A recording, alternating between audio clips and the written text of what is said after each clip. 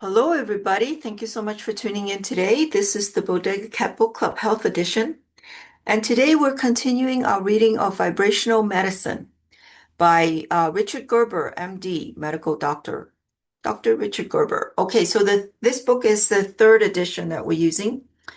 And this particular book is inspired by a quote from a very famous and brilliant scientist named Nikola Tesla.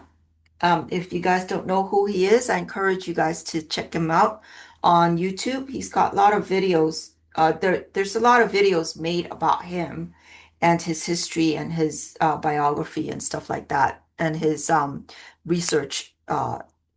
Very interesting guy. But anyways, he said, and I'm paraphrasing, if you want to understand the secret or know the secrets of the universe, you have to understand vibration, energy, and frequency.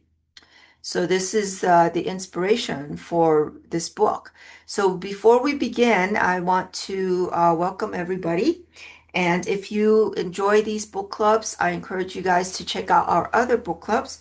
We have our spiritual book clubs on Mondays and then financial book clubs on Thursdays. And this book falls under the category of health book clubs, which we meet every Wednesday. So we put all the books that we read in the past books that we've read, as well as our present books on YouTube. And we have it on a playlist. So you guys can just download it and listen to it when you're walking your dog or stuck in traffic or whatever it may be. And we have other contents on there as well. So please do check it out and like and subscribe and comment and all that good stuff that you do on YouTube. And if you have a book that you would like to recommend for us to read, I will leave a link in the description box below as well. And it could be a spiritual book or a health book or a financial book. We like to read books that have been around for a while. They contain a lot of wisdom, a lot of energy. So anyways, I'd love to hear from you and see what's in your library.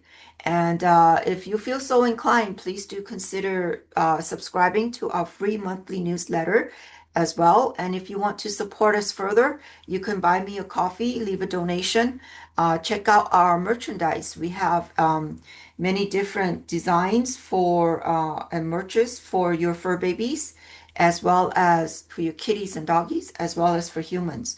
So come check it out. We're always updating our current designs as well as putting out new designs and new merches. So come back often and support us that way.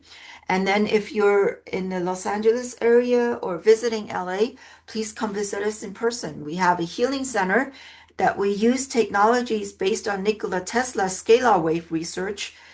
Nikola Tesla was the scientist I mentioned earlier in the video, based on his scalar wave research for holistic healing for both domestic cats and dogs and humans.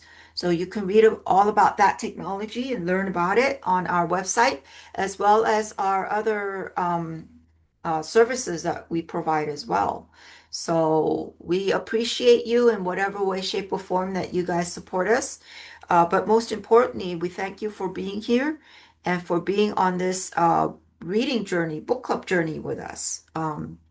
So it's reading is a lost art, in my opinion, and I'm very happy that you're here to help revive that skill, that knowledge, right? Okay, so if you have a book, you can follow with us there. If not, you can just follow with us here on camera. And I hope you guys can see okay. All right, I'm just gonna move I think the lighting is all right. Okay, so this is chapter 6, and this will be part 3. Now, this particular book has some endnotes at the back of the book. I won't read those endnotes, but I will mention it if it occurs in the chapter. So I just wanted to mention that really quick. Okay, so here we go. From EAV to radionics, a pure frequency model of diagnosis and therapy. There are a number of meridian acupoint-based electronic systems which go beyond the Volt machine in their sophistication. One particular system, known as the Mora device, works on the same principle as EAV, but uses a different energetic link-up with the substances being tested for acupoint resonance effects. The Mora system employs special holders for remedies, which are similar to the metallic shelves used by Dr. Burr to simultaneously test multiple remedies. Instead of a wire hookup between remedy and instrument, the vibrational characteristics of the remedy are electronically broadcast via radio waves across the room to the Mora device, where the energy enters the test circuitry. With the remedy in semi-distant energetic connection, the patient may be tested for meridian resonance phenomena via a handheld acupoint probe. A number of sophisticated acupoint treatment modes are also possible with this device, but they are beyond the scope of this text. Suffice it to say that it is possible to actually inject special frequencies of subtle energy directly into the body's meridians via special circuitry in the Mora device. Sorry about that. I don't know what this is. Ha! Okay. All right, sorry about that. Thank you for putting up with my little OCD there. Okay.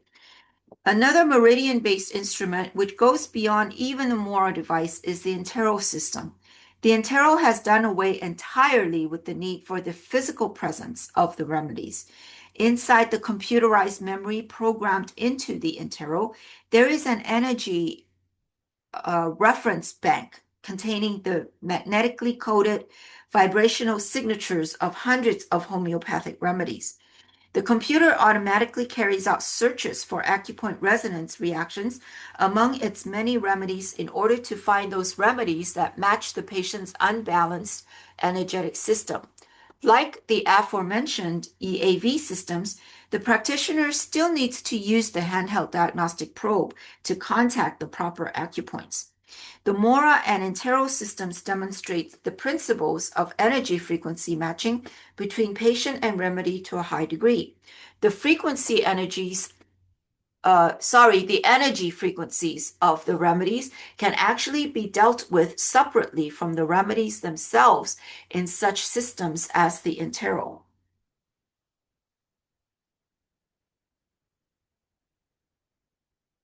These devices are not the first to deal with diagnosis and treatment of human illness from an energetic frequency perspective. They are actually distant cousins of a group of diagnostic systems known collectively as radionic devices. Radionic systems have been under development and application in the United States and Europe for many decades.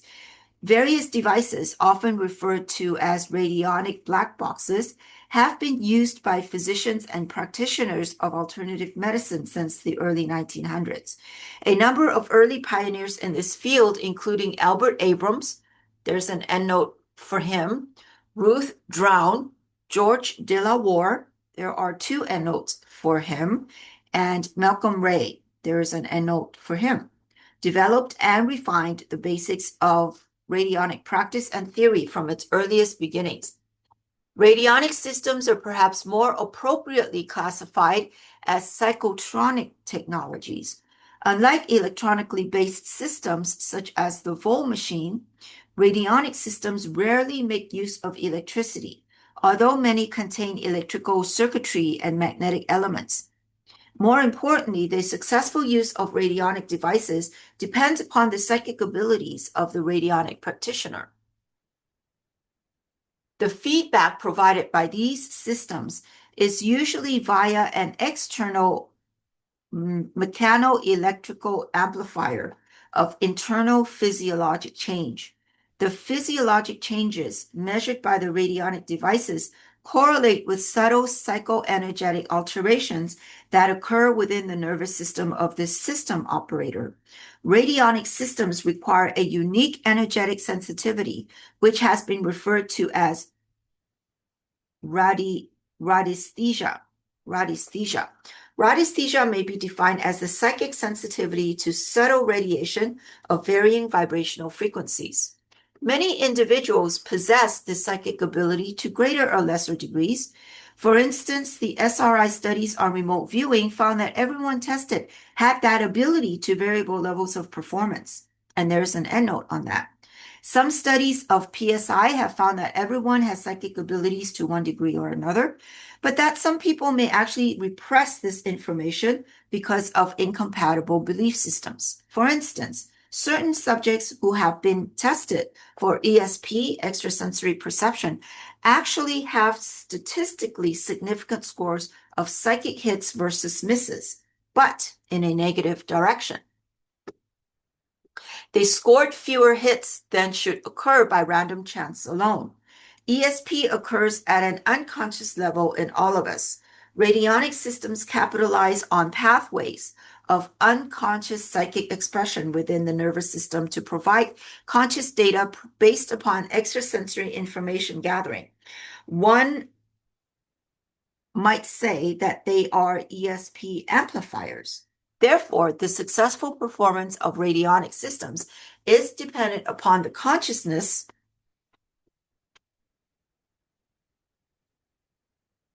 of the device's operator. The simpler prototype radionic devices usually consist of a black box with a number of tunable dials on the front, each numerically calibrated. The dials are usually attached to variable resistors or potentiometers inside the box, which are also connected by wires to a circular metallic well. Within this well is placed a biological or other specimen from the patient, a spot of blood or a lock of hair, attached to a piece of paper labeled with his or her name. This specimen of blood or hair is referred to as the witness. Attached to the radionic black box is an insulated wire leading to a flat rubber surface, which forms the interface between the operator and the device. While mentally tuning in to the patient in question, the radionic operator lightly strokes a finger across the rubber pad. As the practitioner does this, he or she slowly turns one of the dials on the front. The operator will register a positive response when he or she feels a sticking sensation in a finger as he or she strokes the pad. This might be viewed as a type of sympathetic resonance reaction. The resonance occurs between the energetic frequency of the patient and the subtle energy system of the radionic operator as reflected by changes in the operator's nervous system. The dial is left tuned to the setting which induced the resonance response. The operator then moves on to a second dial, repeating the same procedure with the finger stroking until he or she has tuned all of the dials to their appropriate test settings. Each dial represents a digit in sequence, which, when combined, produces a single multi-digit number referred to as a rate. The rate reflects the energetic frequency characteristics of the patient being remotely tested by the radionic device.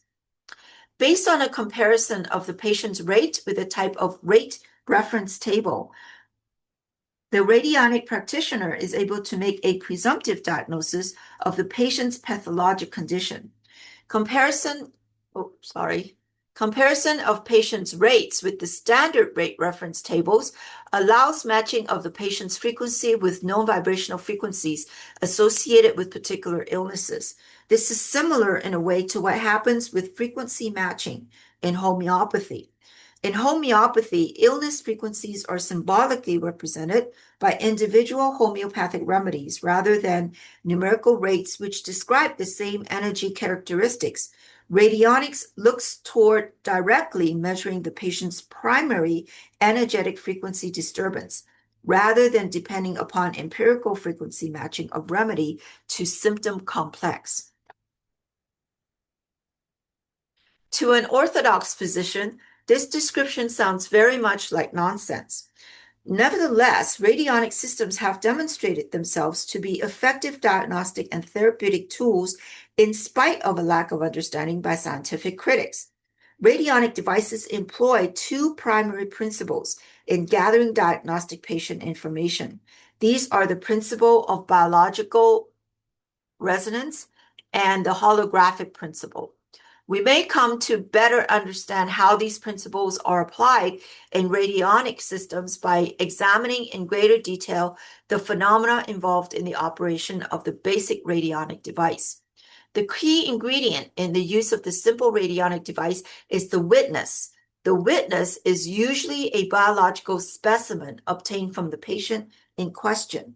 Frequently, the witness is a spot of the patient's blood on a piece of filter paper or a lock of his or her hair. The blood spot contains cellular and biochemical elements removed from the body of the individual being tested. According to the holographic principle, each piece taken from the hologram contains the information of the whole. From a vibrational and energetic standpoint, this means that a small portion removed from the whole, i.e. a drop of blood removed from the body, reflects the total energetic structure of the entire organism. And I'll read that again because it's italicized by the author. From a vibrational and energetic standpoint, this means that a small portion removed from the whole, i.e. a drop of blood removed from the body, reflects the whole energetic structure of the entire organism. So just a side note, that is called fractal, Fractal. And you can find more information on that on YouTube if you do a search. It occurs all over nature, fractal. Okay, continuing. The blood cells do not have to be living to have this effect. The organic material in the blood or hair specimen represents an energetic sampling of the patient's dynamic frequency spectrum. The blood spot represents more of a dynamically changing hologram than a frozen snapshot in time. Rather than capturing the energetic status of the patient at the time of venipuncture only, the blood spot witness remains in a dynamic resonant equilibrium with its source. The blood spot continues to reflect the patient's energy status over time because of energetic resonance with the person from which it came. This means that different blood spots on different days would not be needed to update diagnostic impressions of a patient's changing physiological status. This is in contradistinction of chemical testing of blood, which would require daily serial blood specimens for plotting of sequential biochemical trends. The blood spot remains in dynamic energetic equilibrium with its source, regardless of its distance from the patient. The energetic characteristics reflected in the witness will vary from moment to moment according to the energetic behavior of the patient. There is one exception to this rule, which is empirically discovered by radionic practitioners. The radionic connection between patient and blood spot is rendered useless if the patient has received multiple transfusions after the blood spot was taken. Multiple frequencies injected into the patient by the transfusions appear to interfere with the resonant connection with the old blood spot. For this reason, it is sometimes better to work with a lock of a patient's hair as the witness because it continues to be a valid energetic link throughout the lifetime of the patient, regardless of transfusions. And there is an endnote about that. So just a side note, wouldn't it just be better to do the lock of hair as opposed to blood? I don't know. What do you think?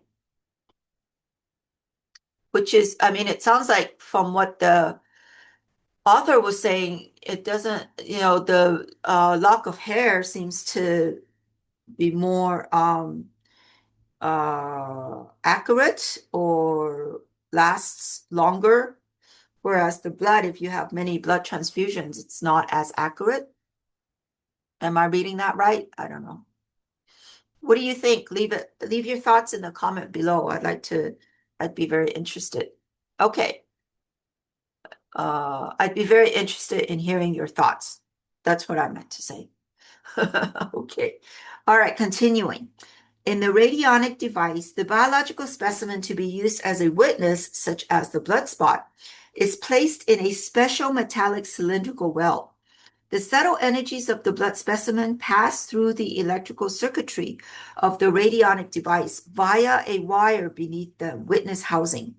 The ability of these subtle energies to flow through electrical wiring has already been demonstrated by the meridian-based technologies of the EAV systems and others which employ this phenomenon in energetic diagnosis. From the witness well to the wires, subtle energy flows into special variable potentiometers that have their dial adjustments on the front of the radionic device. By turning the dials, the resistance to subtle current flow through the potentiometer is variably impeded. From the potentiometers, the subtle currents flow to the rubber pad, which is in finger contact with the radionic operator. The operator's finger strokes the rubber pad while simultaneously rotating a particular dial. When the radionic practitioner detects a sticking sensation as his or her finger lightly strokes the pad, a positive reaction is indicated, and the dial is assumed to be set at the appropriate setting. The dial settings indicate the resistance level of the potentiometers, which are in turn a reflection of the subtle energetic frequency characteristics of the patient. Each potentiometer varies progressively higher ranges of energy resistance. By repeating this process of tuning each dial in successive order, the operator arrives at a multi-digit number, which represents the radionic rate or frequency essence of the patient to which he or she has attuned. By comparing the rate that he or she has derived from known radionic rates of various diseases, the radionic analyst is able to diagnose the patient's illness. Mechanisms of action in radionics and radiesthesia, a further look into the chakra nervous system link. The consciousness of the operator plays an integral part in obtaining information from the radionic device. It is through the unconscious channels of the operator's mind that attunement is achieved with the subtle energies of the patient. The psychoenergetic link between radionic practitioner and the patient is made possible by the vibrational intermediary of the witness. The radionic witness provides a subtle energy reference, which allows the higher consciousness of the radionic operator to tune in to the patient at a distance. This psychic process of tuning in to patients occurs at the level of our higher frequency vehicles of expression. In most individuals, this energetic link-up takes place at an unconscious level. The unconscious mind acts as a passageway through which higher frequency levels of consciousness may interact with the physical body. Higher psychic impressions are translated into various forms of information expression through the various pathways of the body's neurological circuitry. If the psychic information reaches conscious awareness, it does so through the expressive mechanism of the cerebral cortex. Unconscious intuitive information may filter through the right cerebral hemisphere and then be transferred to the left hemisphere, where it is analyzed and then expressed verbally. While psychic information may not always reach conscious awareness, it is still processed by the nervous system and expressed through unconscious pathways of neurological and motor activity. Radionic systems capitalize on the unconscious psychoenergetic link between the higher mind and the autonomic nervous system.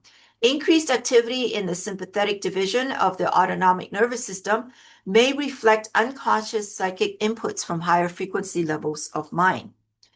Various studies by parapsychologists provide evidence for the common occurrence of unconscious psychic perception.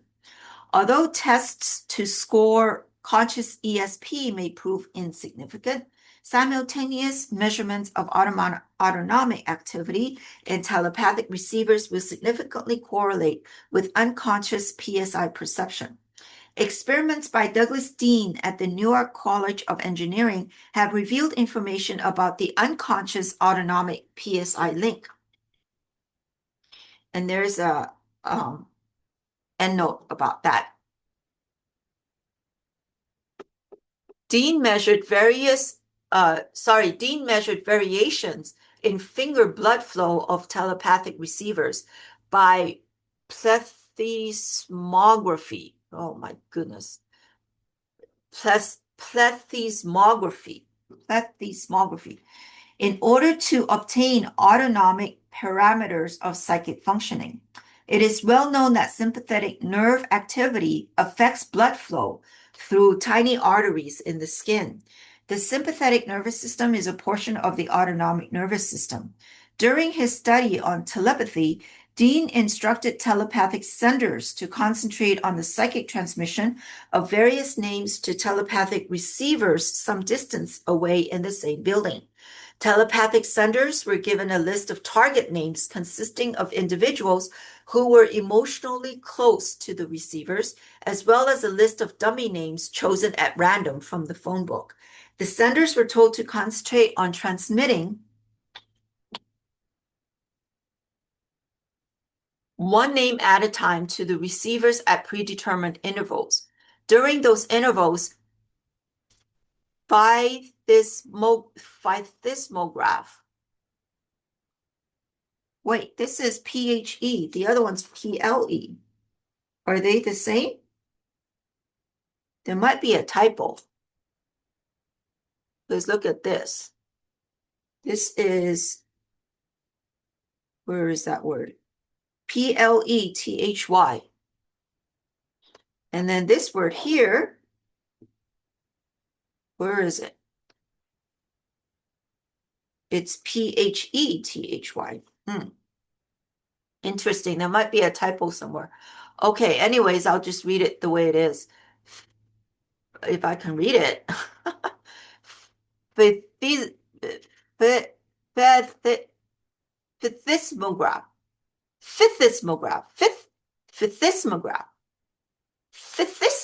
Physismograph. Oh my goodness. Why can't they just speak English?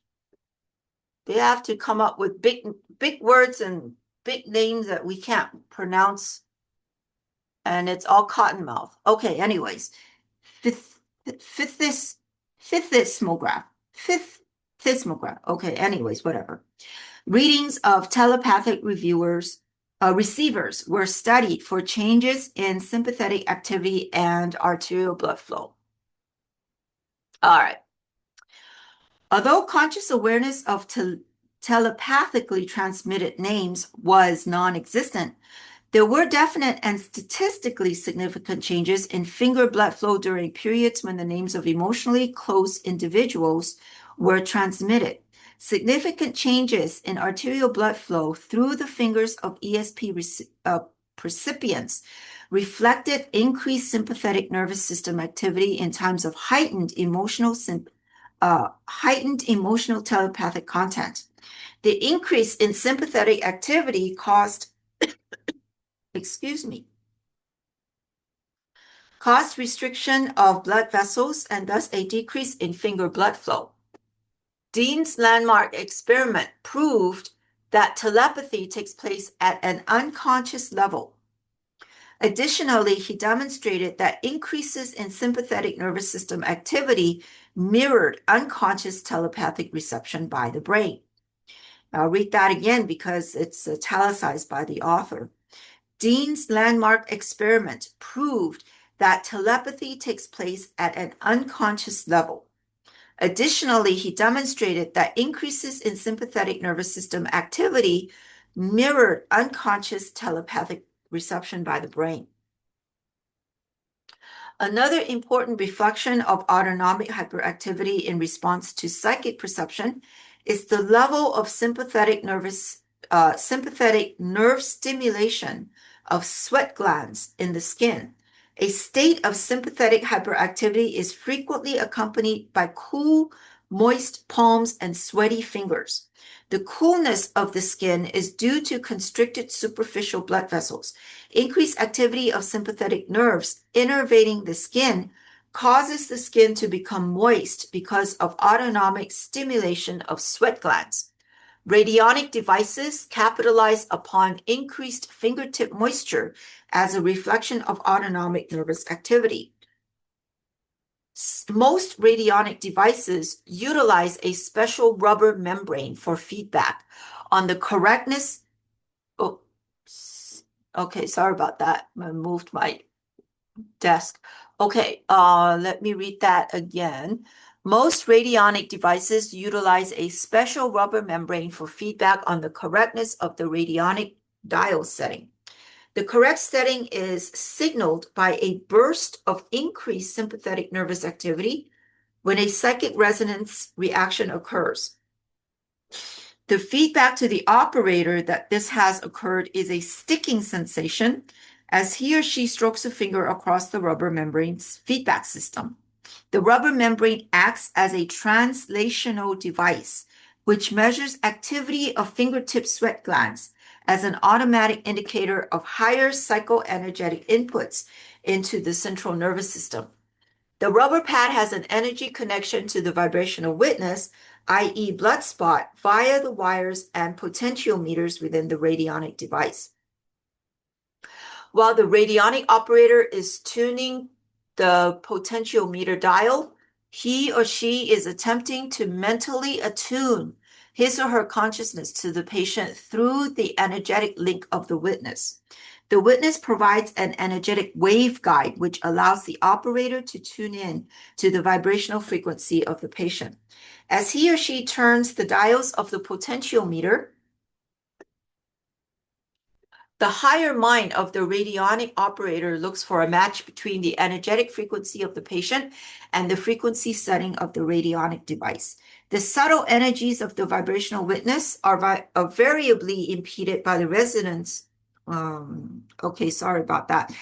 Let me read that sentence again. The subtle energies of the vibrational witness are variably impeded by the resistance setting of the potentiometer. When the operator feels a resonance reaction, it is because the dial setting of the potentiometer has allowed a maximum of frequency-specific subtle energy to move through the circuit.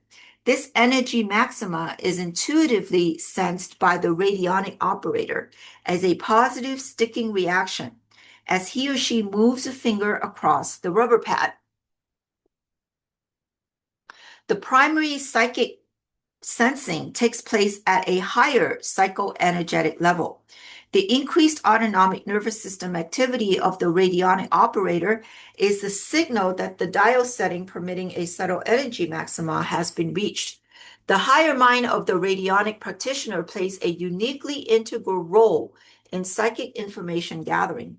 This is reflected by the variability of specimens that may be used as vibrational witnesses.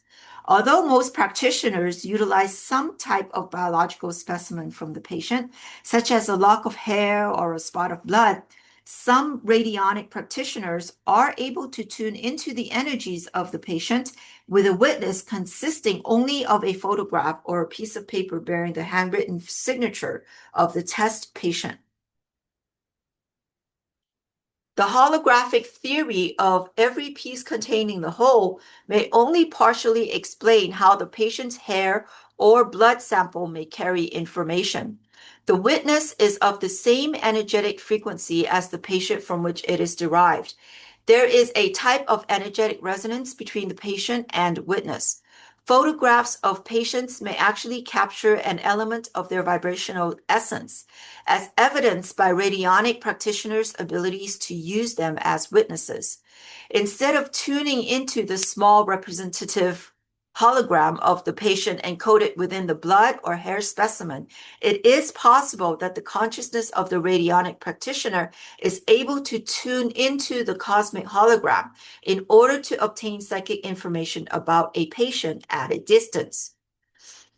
And just a side note, this is what Einstein calls spooky distance, or spooky whatever it is that he says. Spooky something. I think spooky distance, I think he said. Anyways, that's what it is. Okay. The process of radionic attunement may be similar to the mechanisms underlying remote viewing as described in Chapter 1. In remote viewing studies, a human experimenter is sent to visit a randomly chosen geographical target site, which the subject attempts to describe in detail. The distant but familiar experimenter provides a focal point for attuning the consciousness of the remote viewing subject to the target site selected. The experimenter provides a type of directional psychic compass that allows the subject to tune into the relevant portion of the vast map of the cosmic hologram.